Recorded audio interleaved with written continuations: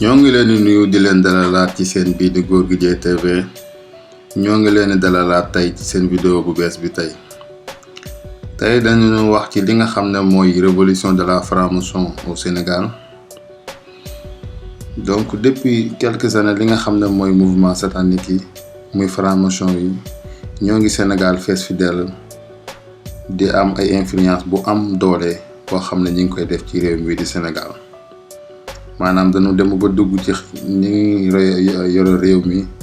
ak nan la ñuy jiitee suñu réew loolu nag. donc vers les années 2000 moo xam foo mën nekk ci àdduna bi mën nga nekk franc-maçon parce que ñoom dañoo bëggoon élargir parce que ñoom dañoo bëgg imposer en tant que religion donc politiciens yi ak nit ñi nga xamante ne ni ñoom am nañ doole donc franc-maçon yi ñooñu la ñuy wër. ngir mën a influencer seeni bagages ou bien que ñoom ñu mën a imposer ci ñoom seen secte bi nga xamante ni ñoom lañ bëgg élargir ci réew bi nga xamante moom mooy réewu Sénégal. donc ñi nga xamante ni ñoom ñi ngi xalaat naan franc-maçon yi soxlawuñu Sénégalais yi donc loolu c'est une croyance démodée boo xam ne ça n'existe plus tey seen objectif mooy ñoom comme que Sénégal tarixa yi murit yi ou bien tijaan yi wala laayeen yi wala ñaseen yi ak yeneen ñi nga xamante ni ngi biir Sénégal ñoom noonu lañ bëgg imposer biir Sénégal en tant que tarixa en tant que religion donc ñoom dañu fee bëgg am doole bi nga xamante ni comme tarixa yi am nañ ko ci biir Sénégal loolu lañ bëgg imposer ci biir Sénégal. donc lii di wàllum franc-maçonnerie loolu nekk na mbir bu yàgg Sénégal mais léegi nag dañoo gën a am doole gën a am taxawaay ci réew biir Sénégal tey dem nañ ba réussir. ci ñi nga xam ne moom mooy politiciens yi wala ay artistes yi wala ay personnalités yu am doole dañuy faral di wax naan franc-maçon yi ñoom soxlawuñu sénégalais yi mais ñoom ils n'ont pas compris donc bi ñu demee vers les années 1916 avec la création du nouvel ordre mondial ku ci nekk mën nga nekk franc-maçon donc ci politiciens yi wala artistes yi ou bien ñi nga xamante ni ñoom ay personnalité ñu am doole wala ay nit ñoo xamante ni am nañ ay mbooloo yu leen topp ñu mën leen influencer ci seen mouvement satanique yi donc ci ñoom ñooñu la ñuy sukkandiku mën leen a convaincre bu dugal leen ci seen secte bi pour ñeneen ñi nga xamante ni mooy sunu jeunesse yi wala ñi nga xamante ni am nañ ay fans topp seen ginnaaw ñu mënta jàllale seen message yu bon yooyu ngir mën a véhiculer seen message ci réew bi nga xam ne moom mooy Sénégal. kon yéen ñi nga xam ne yéen ñuy suivre ak yéen ñi nga xamante ni tey yéen a ngi gis suñu vidéo à travers l'internet jàppal ne yow mi may suivre tey jàppal ne franc-maçon bi am na intérêt aussi ci yow parce que ñoom comme li ma leen wax sànq rek ñoom seen objectif mooy dugg biir Sénégal xool ñi nga xamante ni mooy jeunes yi jéem leen influencer jéem leen incarner seen pacte boo xamante ni ñoom dañ leen jéem a détourner seen bopp di leen tugal ci yeneen yoo xamante ni ay esprit satanique la. parce que ñoom seen objectif mooy élargir leur base maanaam yaatal seen communauté ñoom li ñu lay imposer mooy nga engagé wu ci benn cause maanaam boo dee jigéen nga engagé wu dans le mouvement féministe parce que il faut que tu défendes une cause ou bien boo dee góor aussi ñu wax la nga engagé wu dans les défenseurs des droits de l'homme donc tu peux intégrer dans leur système donc ñoom li ñu la imposer mooy il faut nga am benn cause boo xamante moom ngay défendre am benn mouvement boo xamante yaa ngi koy jiital donc ñu mën la incarner dans le système. en plus dañu lay xamal ne ñoom franc-maçon yi nekkul loo xamante ni lu bees la Sénégal parce que yàgg na fi avant même les indépendances donc am na ay sénégalais yoo xam ne ñoom ñu ràññee sax ñoo xamante ni ñoom. nekk nañ ci secte bopp ki ñu ci mën a citer rek mooy ki nga xam ne moom mooy Blaise Diagne donc ku ne xam na ko Sénégal bokkoon na ci ñi nga xam ne moom ñoo may doole lool franc-maçon Sénégal donc boo xoolee bi mu génnee àdduna sax en 1934 ñoom dañu doon wax naan duñu ko denc cimetière Dakar donc tey franc-maçon yi ñoom dañoo intéressé wu ci Sénégal dëgg la Sénégal dëkk bu ndaw la ci gis-gis mais tuutiwul. parce que Sénégal dëkk la boo xamante ni bu yaatu histoire la dëkk la boo xamante ni donc ci gis-gis ndaw na mais ci jëmm ak ki nga xamante ni mooy wàllum baatin donc Sénégal nekk na réew boo xamante ni ay mag yu baax ñi ngi fi ku ci mel ne Cheikh Ahmadou Bamba wala Cheikh Alaaji Malick Sy ou bien Seydina Limamou Laye wala Maam Ibrahima Niass donc Sénégal mu nekk réew boo xamante ni tuuti na ci gis-gis waaye ci jëmm mu nekk réew bu yaatu loolu réew bu bari histoire te ñoom franc-maçon yi loolu lañ xam. moo tax ñu bëgg intégrer au Sénégal comme tarixa ou bien ñu intégrer au Sénégal comme religion. C'est pas pour rien que Sénégal dafa am benn influence bu muy def ci Afrique loolu moo tax ñoom ñu bëggoon organiser le 26e rencontre humaniste fraternelle africain et malgache. Donc benn forum bu ñu bëgg na def la boo xamante ni ñu ngi ko ci doon REFRAM 2018 donc loolu lañ bëgg organiser Dakar c'était en 2018 ñu bëggoon ko organiser King Fahd Palace. Donc loolu ñoom franc-maçon yi dafa am benn thème boo xamante ni ñu ngi ko doon def doon ko organiser dans les autres pays. Donc comme ni ma leen ko waxee ñoom après leur congrès boo xamante ni doon ko def en Cameroun donc comme Cameroun defoon nañ fa 24e congrès. Après Madagascar ñu def le 25e donc 26e bi nag ñu ngi ko bëggoon organiser Sénégal donc Sénégal nekk réew boo xamante ni donc la majeure population des Sénégalais sont des musulmans donc je pense que ne y a un chiffre buy wax ne 90% y a des choses qui ñuy wax noo xamante ni Sénégal 95% ay musulmans la donc loolu mu naran andi influence bu mag Sénégal parce que Sénégal pays islamiste la Sénégal nekk na réew boo xamante ni jullite ñoo fa ëpp doole donc ñu bëggoon fa organiser lu mel noonu donc ki nga xamante ni moom moo nekk directeur King Fahd Palace ñu koy wax Pierre Mbow moo mujj annuler encore rencontre bi parce que ñoom dafa xamale woon ne donc King Fahd Palace mënul organiser seen forum bi nga xamante ni ñu ngi ko bëggoon def foofu ci seen hôtel bi Sénégal parce que problème yi dafa bari woon parce que pression sénégalais yi nga xamante ni ay menaces la woon yoo xamante ni nga doon xalaat pour ñu envoyer ci seen hôtel bi donc loolu ay mouvement islamique yoo xamante ni ngi woon Sénégal ñoo xamante ni ngi doon défendre les valeurs de l'homme ñoom ñoo doon def ay menaces parce que bëggu noonu organiser loolu Sénégal donc loolu moo leen taxan ñu annuler rencontre bi nga xamante ni bëgg nañ ko def foofu noonu en 2018. Bon comme franc-maçon yi ñoom jotoon nañ def seen thème bi nga xamante ni REFRAM lañ ko tuddee 2018 buñ bëgg na def Dakar mais jotoon nañ ko amal ci réew bi nga xam ne mooy Cameroun ak Madagascar donc thème bi nga xamante ni moom la lancé woon le 2 février 2019 bëggoon ko amal Sénégal ñi ngi tuddoon waxtaane thème bi mi ngi tuddoon franc-maçon et franc-maçon d'Afrique et de Madagascar quel modèle de développement économique et social par le progrès de nos sociétés, liberté, éducation et gouvernance. Donc ñoom seen thème ñoom 3 points lañ marqué woon seen thème bi pour bëggoon ko élargir donc thème bi liñ ci tënkan mooy liberté, éducation et gouvernance donc buñ ci ñëwee tuuti rek ci wàllum liberté donc li ñu tënkan ci liberté bi mooy autorisation du mariage homosexuel donc muy autoriser ngóor jigéen ñi nga xamante ni dinañ mën di takkalante ak sëylante donc loolu lañ bëgg na autoriser au Sénégal donc bi ci topp avortement médicalisé donc avortement médicalisé yi nga xamante ni donc ñi ngi ko doon bëgg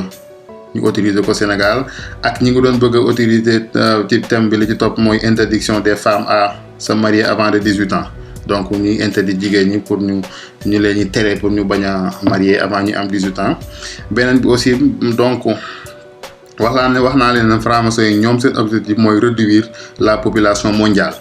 donc ñoom seen objectif yëpp mooy réduire la population mondiale loolu lañ bëgg di contrôler population bi parce que ñoom dañoo bëgg a doxal li ñuy tuddee nouvel ordre mondial donc deuxième thème bi mi ngi nekkan éducation donc éducation bi ñoom liñ ci defan mooy mettre en place des programmes des études yoo xamante ni day viser à sensibiliser les élèves et les étudiants sur leurs valeurs de la franc-maçonnerie et du nouvel ordre mondial donc ñoom loolu benn genre système éducatif lañ bëgg ni incarner dans la constitution Sénégal ou bien dans le système de l'éducation Sénégal pour ñu mën a sensibiliser jeunes yi ak élèves yi étudiants yi ak lycéens yi ñoom ñu leen sensibiliser nan lañ mën a dundee ak franc-maçon yi ak nan lañ mën a dundee ak góor jigéen ñi ci biir réew mi te du def benn influence wala def benn impact ci ñoom. donc troisième partie bi ñoom aussi ñu ngi ci doon waxtaanee li ñu tudd wàllum gouvernance donc voter des lois qui sont conformes aux besoins de nouvel ordre mondial donc ñoom liñ bëggoon mooy. ci wàllum gouvernance ñu voté fa ay lois yoo xamante ni day concerner avec le nouveau ordre mondial donc nouveau ordre mondial comme ni ma leen ko waxee ñoom dañoo jàpp ne ñoom ñoo war a diriger dans le monde futur dañoo war a mën a am doole pour envahir monde bi entier donc ñu xam ne Sénégal néew nañ fa doole donc ñoom loolu moo nekk seen i effet donc en tant que jeune en tant que sénégalaise que ça soit foo mën nekk nga gëm sa bopp xam ne xaalis warul mën a tax nga sacrifier sa life xaalis warul mën a tax nga jaay sa ngor xaalis àdduna kenn du ko jëndee àllaaxira donc comme ni ma bëgg xaalis bi dafay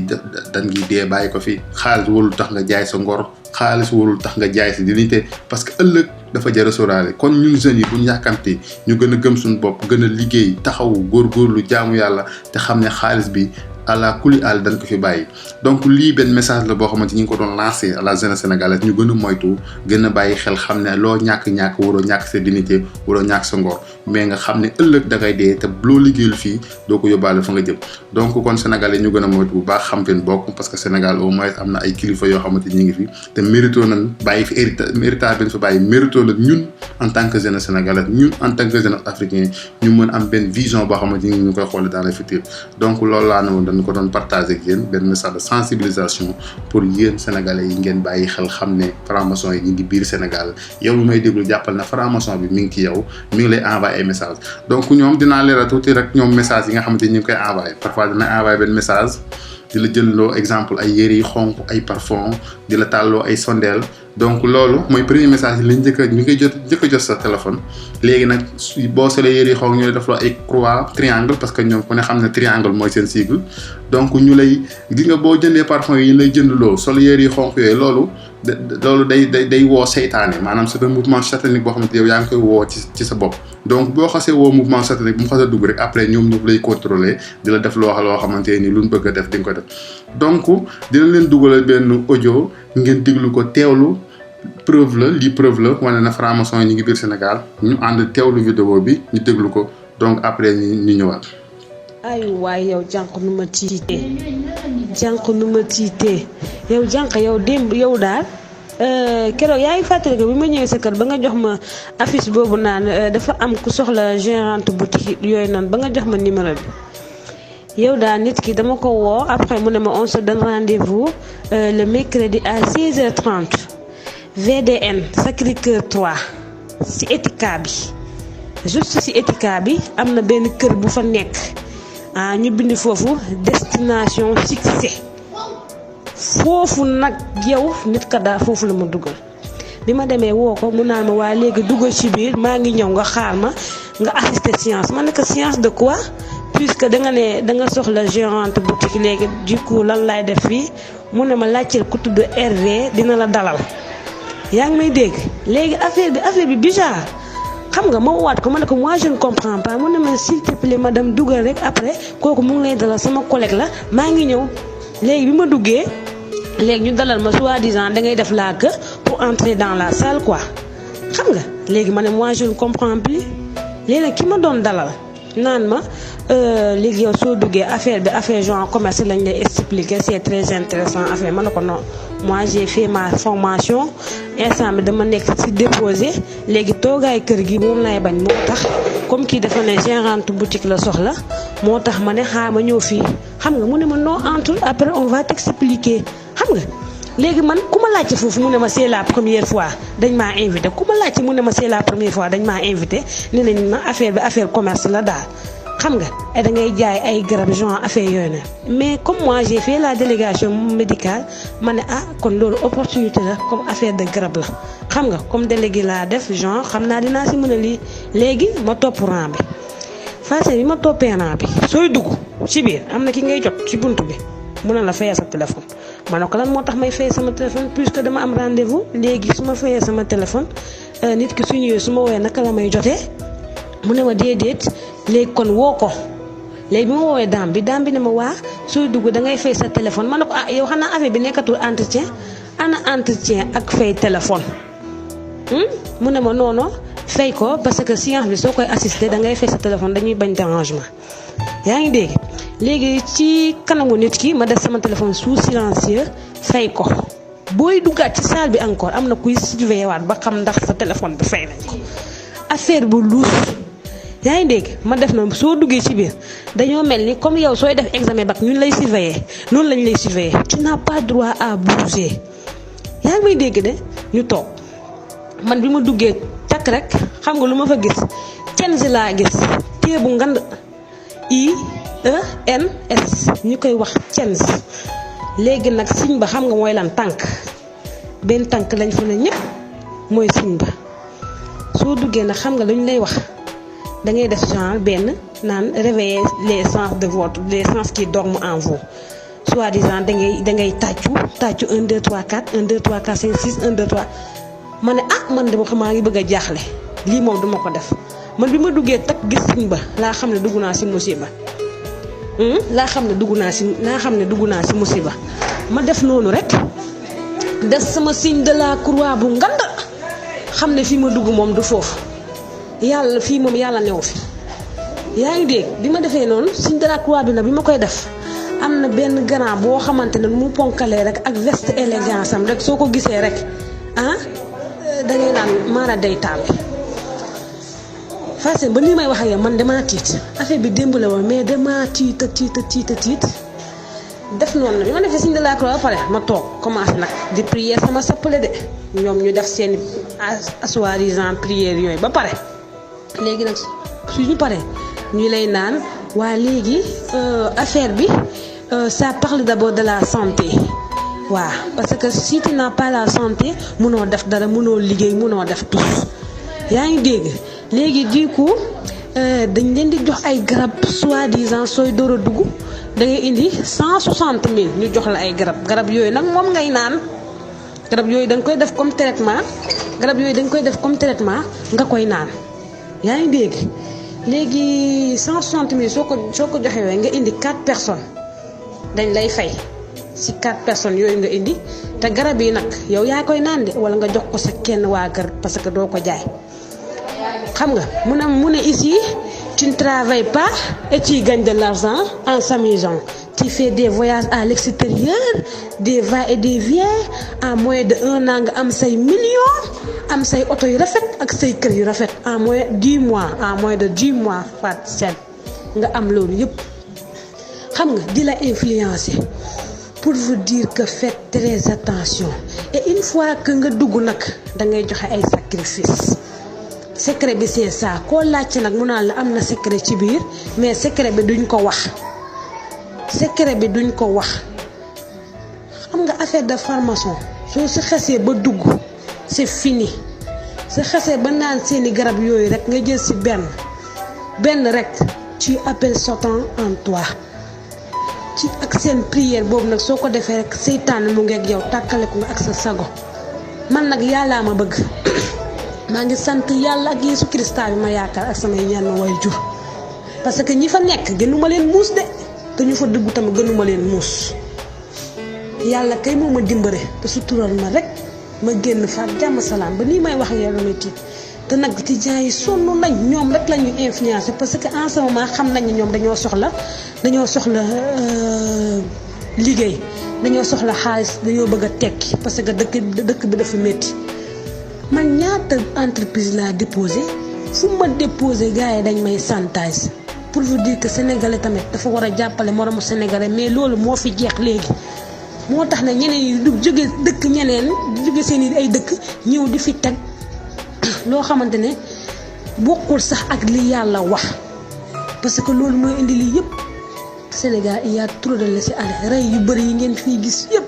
lii la parce que jeune ba si dugg tey nga ñam seen xaalis di naan seen ay garab seen esprit satanique boobu dugg na la léegi soo si xasee ba dugg nag dañ lay laaj ci sacrifice am na ñoo xamante ne soo demee ba extérieur dañ lay tegal nii genre nii nu mu tudd sa écran quoi comme écran lii nu mu tudd sa écran dama tiit ba tey de dañ lay tegal la say waa kër yëpp ne la kii lañ bëgg te di nga ko sacrifier force si tu ne fais pas le sacrifice ñu rey la rey yu bëri yi ngeen di gis sëpp léegi lii moo ko indi jeunes yi ñu nga bëgg a dee secte formation yi bëri na fi secte formation yi bëri na si dëkk bi trop dafa wër dëkk bi faites très attention de grâce on ne peut pas avoir de l'argent sans travailler si tu le fais c'est parce que tu travailles pour le diable. kon ñoo ngi leen di jaajëfal yéen ñëpp di leen ziare di leen jaajëfal ci yéen ñi nga xam ne ñu doon suivre ci Gorgui Dieng TV tey nag jàngat bi ñu amoon tey doon ko partagé yoon mooy mbirum franc-maçonnerie donc ñu gën a moytu gën a góorgóorlu gën a sàmm suñ dignité sàmm suñ ngor te xam ne tey lu la xaalis lu sa ngor mayu rek donc warul sa xel waru ko nangu